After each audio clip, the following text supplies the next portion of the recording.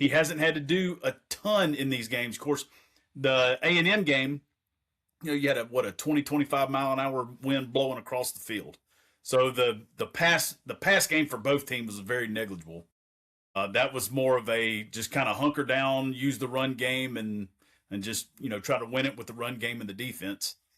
Ohio State was a planned ball control type of thing, where they really leaned on their fronts to control both lines of scrimmage and control the pace of play and limit possessions for Ohio State. Then against Ole Miss, he just absolutely flat out let it rip. Now, Mendoza is 31 of 36. That's 86% completions, 8 touchdowns, no interceptions in 2 games. Here's the question. Can Miami stop the run in early downs and force Mendoza to throw when Miami wants them to throw, as opposed to Indiana staying ahead of the sticks and throwing when they want to throw? Styles create fights. Both of these teams want to play the exact same way, but I got to tell you, Miami's got the talent edge.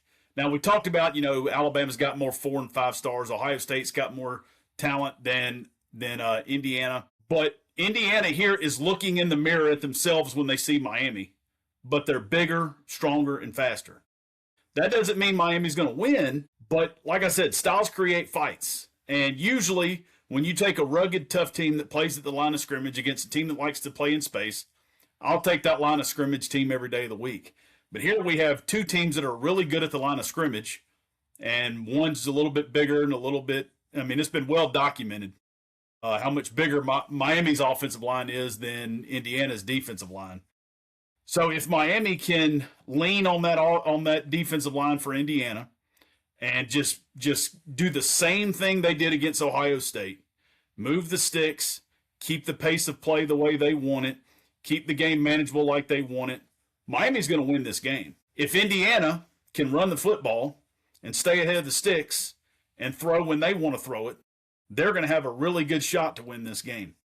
Now, the one thing I will say about, and this is probably wrong, I probably shouldn't even bring this up, but I'm going to because this is just all the information that we have to go by, what we've seen, is that Ohio State, when they played Indiana, I really felt like watching the 2 teams that Ohio State was the better team overall. But Indiana didn't make the mistakes. They just hung in there, and they won the game at the end. When Miami played Ohio State, I felt from the first snap of the game that Miami was physically bigger, faster, stronger across the board, almost at every position, as opposed to Ohio State. When I take that in consideration, I have to take Miami because I've seen these teams play each other. But with that, the question is, can Miami thread the needle? Because every game they've been in has been incredibly tight because of the style that they play. The style of football they play is going to lend itself to always being a tight game. So if it is a tight game, give me Miami. But if Indiana can jump out to a lead and then Miami has to play catch up, no chance. I'm going to roll the dice here. I'm going to take Miami, and I mean no disrespect to Indiana. None whatsoever.